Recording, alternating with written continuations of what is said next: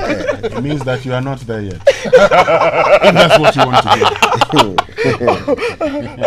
We are attacking the man for no reason. Just give me I've never met anyone who so willingly walks into his own into traps. I have never asked to be called Mr. Amwa before. Yeah. I mean, so I mean, wonderful. I can't understand. My only problem is that today is Friday. How is it connected to the Mr. Exactly.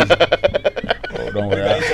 I would deal with him after that. Do you have plans of going out? No, this weekend. Many are reporting your new car, so clearly. Oh, come on, Raymond, why are you doing Now you don't have to go through the place on your own.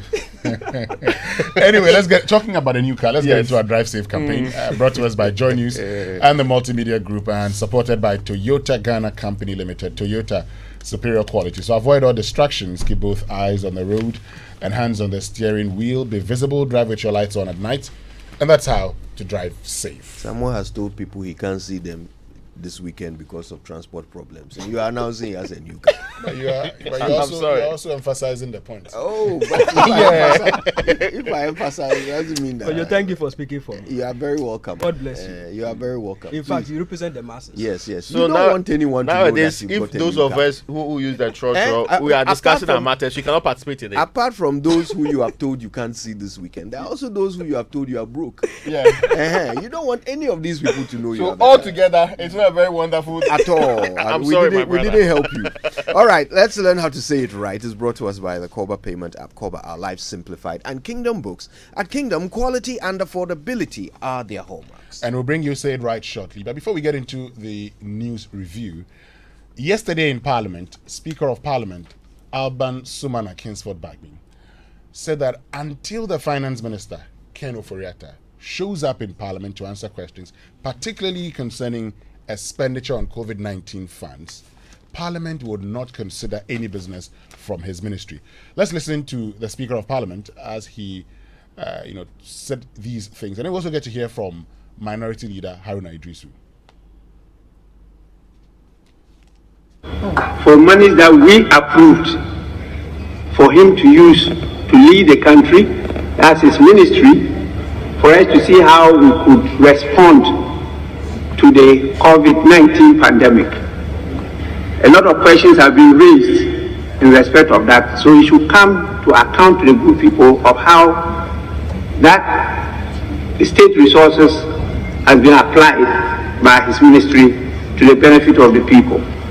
And I did indicate that until that is done, a motion that requested the approval of this House for more money to be given him, that is his ministry, not him in person, for the purpose of COVID-19, be on the hold until he answers the questions. He responds to. I think that still holds. And I'll go further to say that until the answer is provided, until we go through the accountability process, we will not take that motion. With respect to the questions, well, today he has another request before us that will also be affected.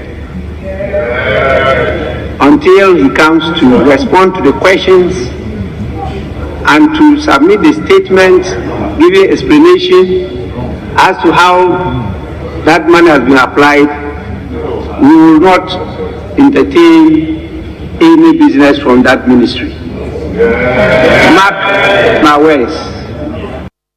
I'm not aware of any formal communication from him that he's not able to come and answer those questions. I see, Mr. Speaker, that your directive that he comes to account to this House for 19.7 billion of COVID resources. This is the first time in our constitutional democratic history under the Fourth Republic that a minister and a government will be running away from questions of accountability. Come and account to the Ghanaian people. The donors themselves are saying, account for the money we gave you.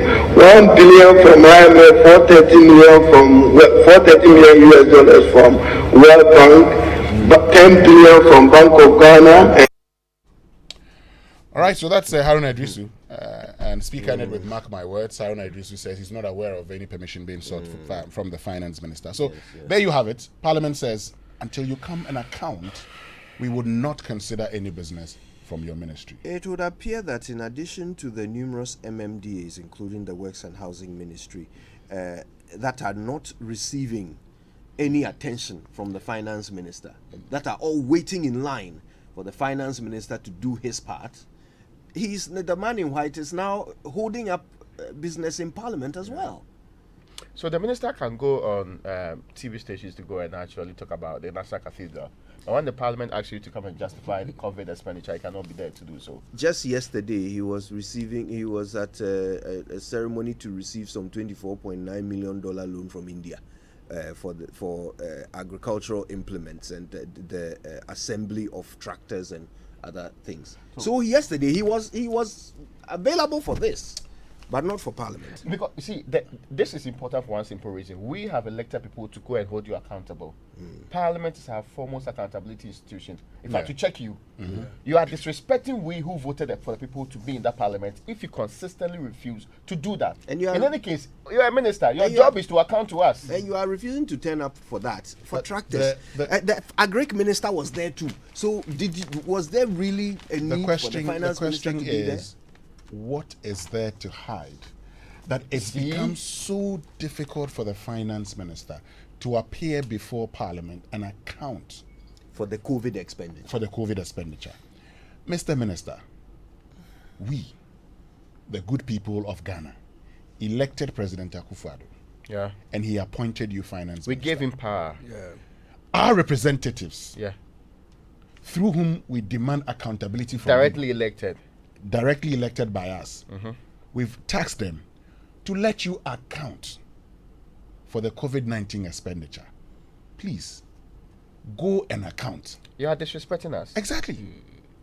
But Winston, and this one, you can't cover it with a lot of... No, but, well, if the Finance Minister has not prepared answers to the question, and if the Finance Minister has not asked the deputy to go and represent him, the deputy would not be there to represent him. I mean, if it is not an urgent question, you have the answer in the votes and proceedings. For me, the part that gets to me is it's not as if the Finance Minister is fixing inflation, is doing any serious work anywhere else. That's important. Listen, we are in a very terrible economic situation.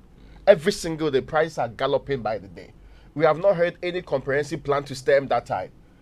Go and tell us what you did with previous money too. You cannot tell us that. So exactly why are you in the office? We'll come back to these issues. Let's get to our news review brought to us by Milo Energy.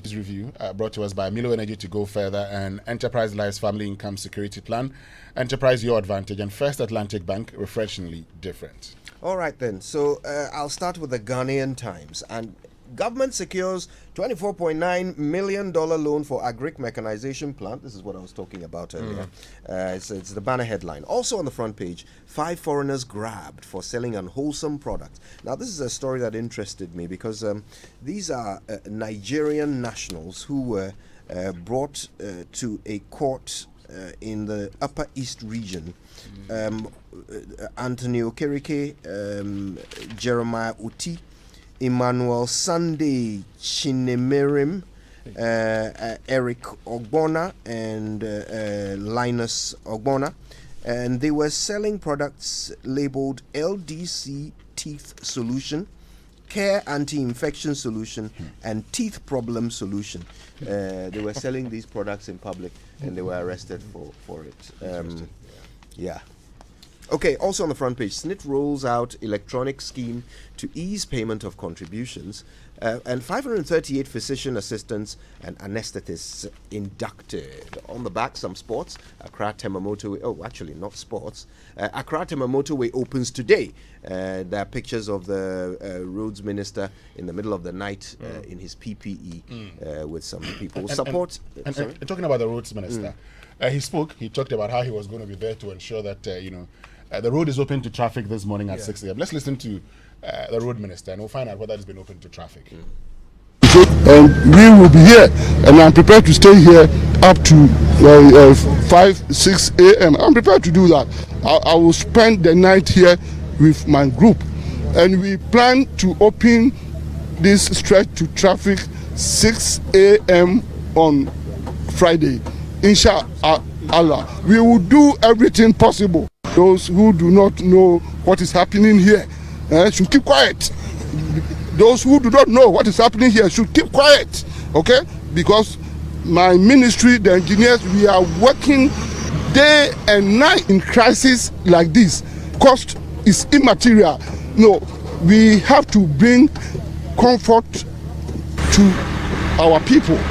We are ready to provide whatever is necessary. Iron rods, other materials, cement, and after that we will sit down and put together the cost. But I'm assuring you that this project will come out with value for money. So that's Roads and Highways Minister Kwesi Amoakwanta. The ministers who should speak are not speaking. Those who shouldn't speak. We will get to the motorway shortly. We'll be finding out, whether it's been open. We were told it was open at 6:12 a.m. And so we'll find out the situation there, how that is easing the flow of traffic shortly. Now, that story on the motor repair works is also in the daily graphic. It said motorway completed. There's one about plug loopholes in procurement processes. Chairman Sabosu to the ministry departments and agencies. There's a story about Capital Bank collapse. We raised red flags of 130 million to Nordia all-time capital. This is a former MD of the defunct Capital Bank, Fitzgerald Odonko, at the Accra High Court yesterday. Those are the main stories in the daily graphic. The Daily Statesman, big story there is battle lines drawn in MPP 7 file nominations for national chairmanship position. Comes with a picture of Stephen Ayensuin team, Stephen Asamoah Boateng, Christopher Mayor Akumfi. We have George Kwabna Abankwa Yeboah, Joseph Ayikwe Otu, Akwesi Osei Eji, and Sami Crab on the front page of the Daily Statesman. Deputy Lands Minister calls for urgent actions to protect environment, and it comes with a picture of Benito Owusu-Bio. Okay then, the Business and Financial Times is my final paper, and cornucopia of headlines this morning. Hoteliers kick against electricity and water tariff hikes, say it will severely impact business operations. Hoteliers have had a horrible time throughout COVID, and they are worried about it getting worse with utility tariffs. Banks must step up efforts to digitize payments value chain. That's the Bank of Ghana governor. Global conditions complicating policy decisions of central banks. That also is something the governor said. Now, remittances play a defining role in binding migrants to families back home is an interesting feature in the paper. Also, industrialization and ACFTA, the panacea to economic woes, is something you can read about this morning in the Business and Financial Times. On the back page, Fidelity Bank auto check strike deal to ease auto financing, and SNIT engages Christian organizations to extend informal sector coverage. Now, the finder has Nana B's national organizer bid receives massive backing, and that's on the front page with the biggest story there. Why deaths on good roads? As 217 killed in 3 major highways within Accra. This is between 2015 and 2020. So it's asking that big question: why are people dying on wonderful roads in this country? Anyway. Depends on what you call a good road. A smooth surface alone doesn't make a good road. If there are no road markings, if there's no street furniture, it's still not a good road. The Ghanaian Observer, Ghana pay another groundbreaking initiative, Dr. Baomia. CSOs commend government for U-Start program. If you go to page 6 of the Ghanaian Observer, it comes to the story of all the 16 remaining students who were hospitalized after the police brutality at the Islamic Senior High School incident on Monday have been discharged from the hospital. So this brings to the number 38, the total number of students who have been discharged from various hospitals as a result of the chaotic situation that erupted from that site. Right, let's get to online news review. It's brought to us by Zenith Bank in your best interest, Goyle Good Energy, and Eden Heights Luxury has a new destination. Well, are you thinking about getting that project started? How about paying that rent and fees for the course? I know you're worried and lamenting about how to pay off that expensive loan and rebook a new loan at a cheaper rate. Worry no more, because First Atlantic Bank's controller loan is your solution. So, once you're a government worker whose salary is paid by the Controller and Accountant General's Department, you can apply for a loan of up to 150,000 Ghana cedis for all your pressing needs. Wait no longer. Visit any First Atlantic Bank branch near you today, or dial *442*30# to apply and enjoy the lowest rates. Terms and conditions apply. First Atlantic Bank, refreshingly different. Now, your home is more than where you lay your head. Your Eden Heights home gives your family the best quality of life with a full-size football pitch, tennis courts, basketball courts, squash courts, swimming pools, gym, and so much more. Eden Heights is a place where you live, you play, and you relax. It's located just 2 minutes behind the